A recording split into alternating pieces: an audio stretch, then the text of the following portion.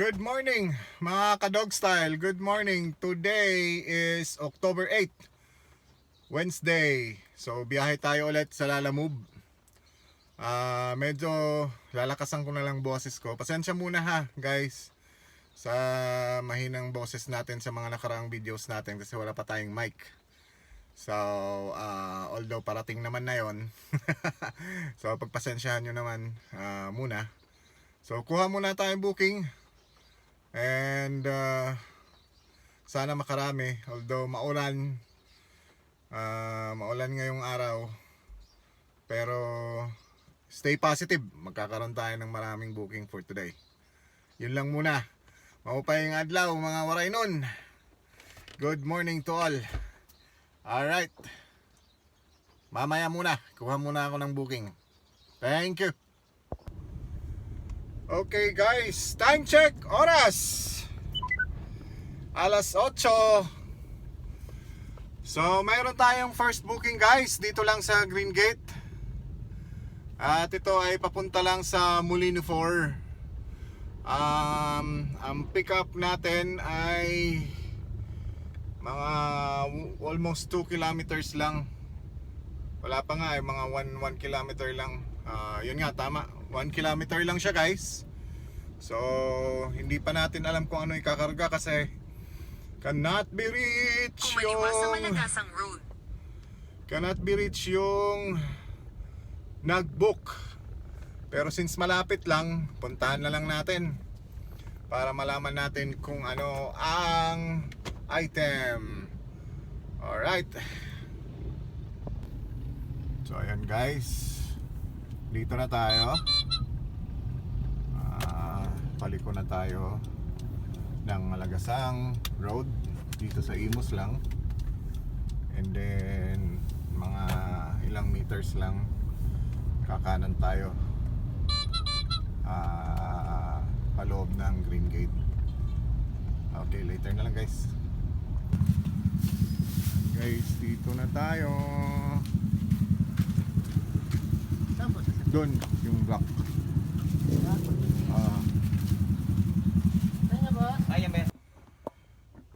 Okay guys, so nakuha na natin yung items dito sa Green Gate pick up. Oras 8:05. So dito ang deliver nito, ang drop off ay sa Molino 4. So let's go. Okay, naisip ko lang guys. Good morning ulit. Since wala bang nag-aantay tayo, story time muna tayo. So may nagtatanong sa mga nagiging subscriber sa channel.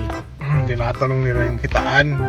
Siguro may mga plano sila, may mga sasakyan din, or hindi ko alam, baka motor. Tinatanong nila yung kitaan dito sa Lalamove. So na-explain ko naman na yung sa akin is side hustle ko lang talaga to guys. Ibig sabihin meron talaga akong main source na pinagkukuhaan ng kaperahan. Pero para lang ma-discuss ko lang. So depende ang kitaan sa sipag at sa ilang oras ka bibiyahe sa Lalamove. In my case, ano ko lang to, siguro 5 hours, max 6 hours na ang ikot-ikot ko. So, and then diskarte kasi si Lalamove pwede double book, triple book. Ibig sabihin pag double book hanggang 2 regular booking kasi si Lalamove may tinatawag na priority, regular, and pooling yung pasabay. So once makakuha ka na ng 2 regular, pwede ka pa makakuha ng isang pooling na pasabay nga. So 3, total of 3. I don't know right now kasi may nagsasabi doon sa grupo, isang group ng Lalamove page na pag nakakuha ka na daw ng priority, nauna mong nakuha, let's say for example ito ngayon nakuha natin itong sa Green Gate, example naging priority daw to, sa regular lang to hindi ka na daw makakuha ng another booking. Hindi ko pa na yan na try kasi in the past couple of days na nagbiyahe ako, wala naman ako kahapon, the last time, pooling and regular booking lang nakukuha ko. So wala pa akong nakukuhang priority. So park muna natin yan. So yun, mabalik lang ako. Yun nga, depende sa oras mong lalabas ka. Ako normally alas 7, alas 8 lumalabas ako. So biyahe ka na niyan, hanap ka. And then pagkakuha mo ng isang booking, like sa ngayon, tumatambay ka kung pwedeng makuha, makakuha ka ng sabay. Alright. So diskarte mo na. Ako I see to it na ang isang biyahean, same route, maka double book ako, at least mayroon ako doon 900 to at least 1,200 nakikitain yung one way na yon. So minimum nun siguro palagay natin 800 minimum yung isang bihayan. Then from there kukuha na naman tayo, antay na naman tayo, ganun siya Tapos join na naman tayo sa mga binabato nila Lalamove na mga booking. Dalawa naman ulit kung saan ang gusto.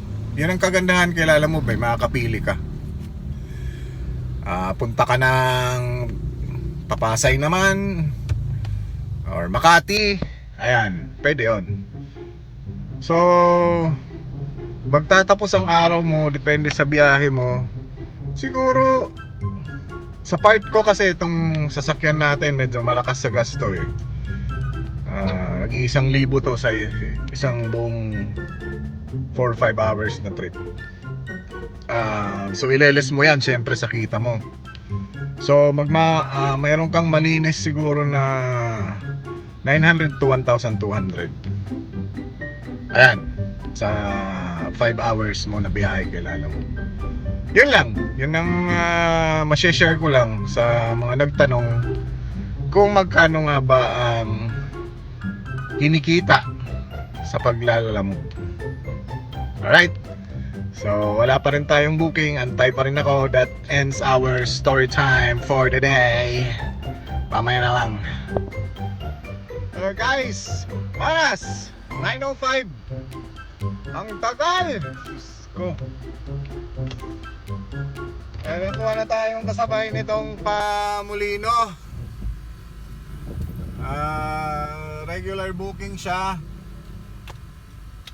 Babalik tayo sa Green Gate. So sabi ko nga kanina, dito lang naman tayo. Lumabas kasi ako onte sa may Malagasang. Pero nakuhaan ko naman to dati. Itong pipikapan natin, mga boxes to. Sedan lang to, sedan. Papuntang Binyan, Laguna. Alright. Puntahan muna natin. Babalik tayo ng Green Gate now. And guys, medyo traffic lang kasi school dito. And then, yan, mga siguro 100 meters na pakaliwa tayo ulit ng Green Gate. Malapit lang naman siya. Sabi ko nga, napikapan ko na to. Maraming beses na. Puro mga karton, maliit, malalaki. Pero since sedan lang binok nitong customer natin, so malamang maliit lang to. Sige, mamaya na lang guys, in-update ko lang tayo. Alright. And guys, dito na tayo sa second ang Binyan.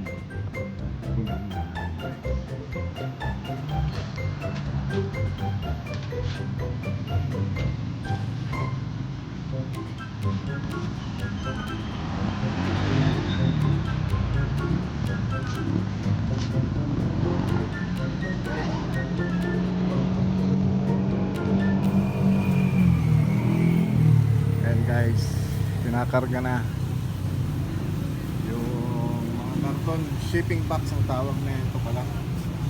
Shipping box.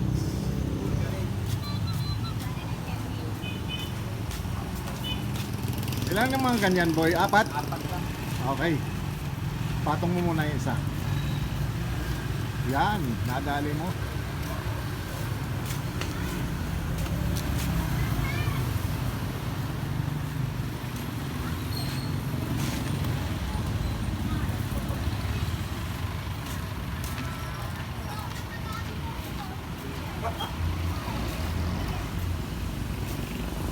Patayo na lang siguro yan kasi wala na akong makikita pag ipatong mo pa.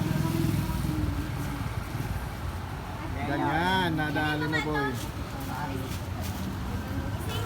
Singit mo lang dyan sa ano, sa may singitan. Saro. Okay, time check 9:20. So okay na to.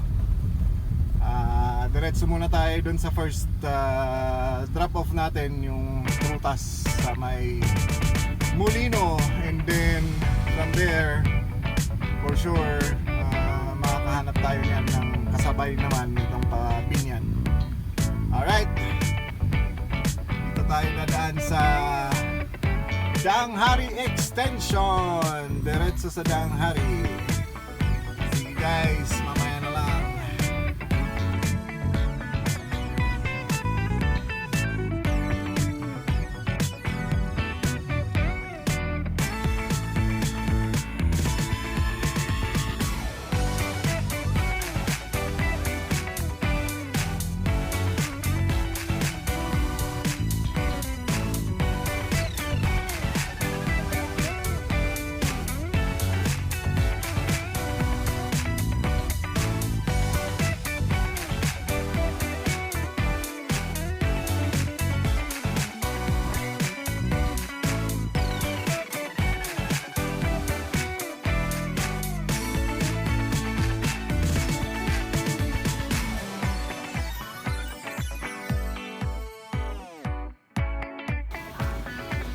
Ayan guys, andito na tayo sa first drop off.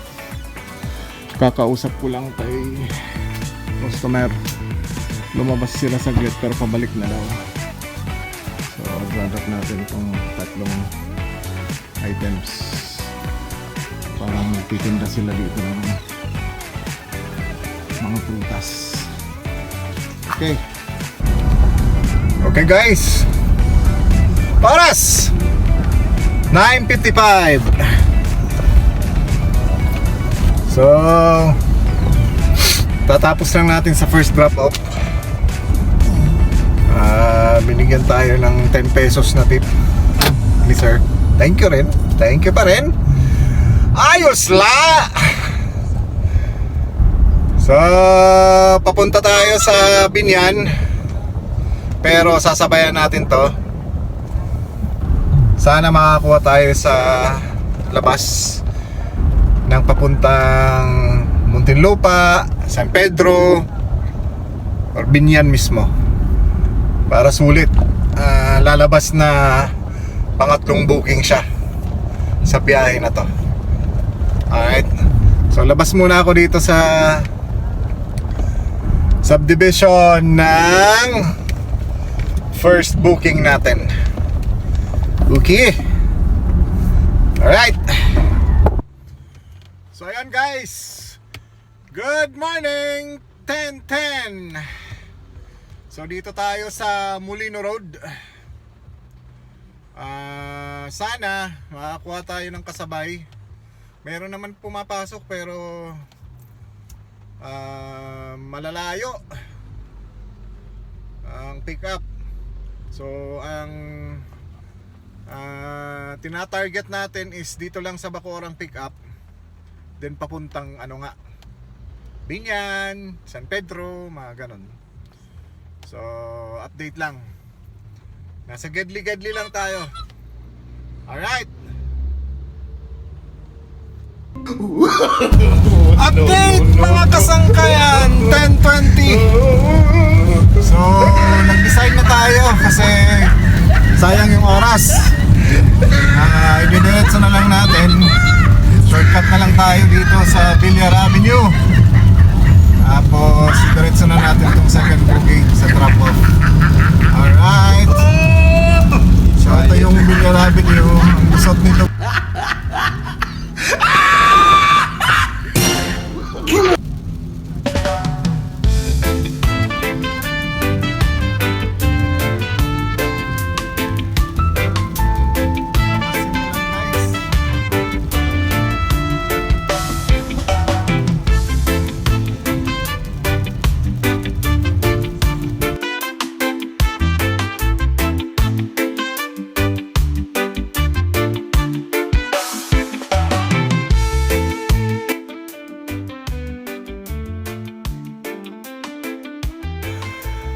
Ayan guys, so tapos na yung drop off natin. Binigyan tayo ng tip ni sir, 55 pesos. Alright, so hanap tayo ng panibagong booking. Pababa, Pasay.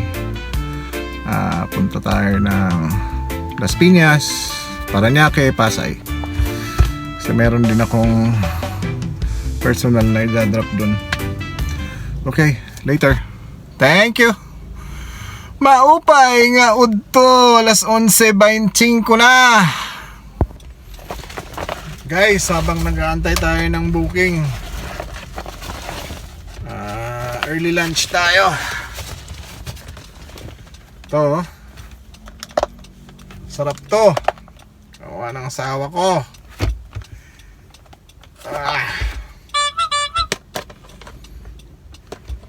Adobong quarter leg chicken. Bango. Ayan guys. Kain muna ako guys. Oh. Wow! Guys, may third booking tayo. Habang nag-prep, pagkain na ako eh. Priority booking. Wallet to, papuntang BGC. So sida ng binook niya, 2 cake daw to. Puntahan ko muna kasi priority booking siya. Alright, maya na lang guys.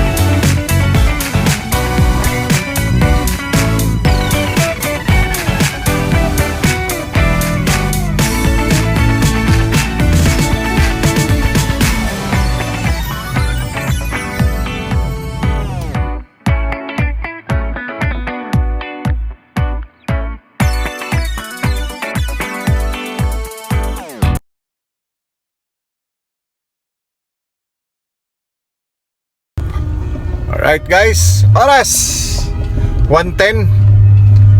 Na-drop na natin yung cake dito sa BGC. Hanap lang ako ng lugar. Nagugutom na talaga ako. Mamaya na lang guys. Ayan guys, 1:20. So ganun ang ano dyan guys, technique pag hindi kasi pwede sa tawag na ito BGC, magtambay-tambay, daming buhaya dun. So lalabas ka. So ngayon ang location ito nasa Petron. Petron ng C5.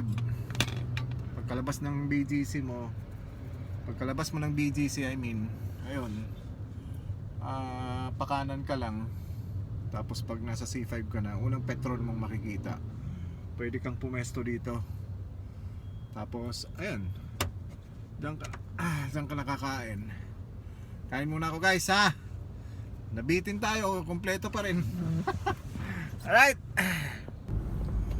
Okay guys. Good afternoon. 1:35. So may nakuha na tayong another booking papuntang Parañaque. Galing lang dito, around 2 kilometers. Kung nasaan tayo ngayon, tatawagan ko lang. Check ko muna kung anong item, then puntahan na natin. Alright. Yung P2P HT. Guys, dito na tayo sa pick up papuntang MOA. Guys, ang pinick up natin dito sa Taguig. On the way na tayo sa MOA. Alright. Okay. Ayos. Alas 2:05, meron tayong pangilan na ba to? Fourth booking. Galing lang dito sa Taguig. So yung isa pa MOA, ito ngayong bago, Magallanes Village sa Makati, sa EDSA. So puntahan ko muna guys.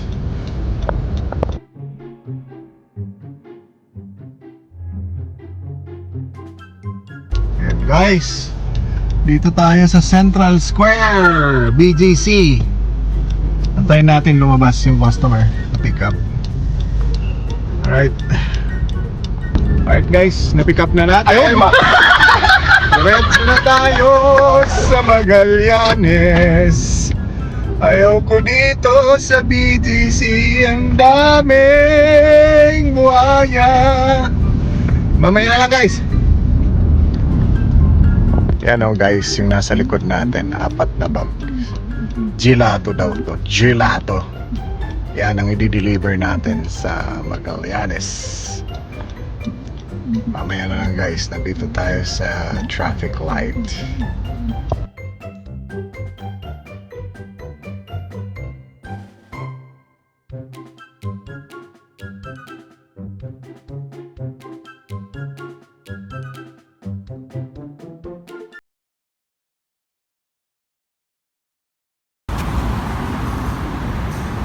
Guys, oh, ang ganda.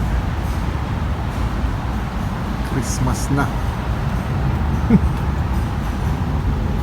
Sarap dito. Dito na naman tayo sa bahay ng mga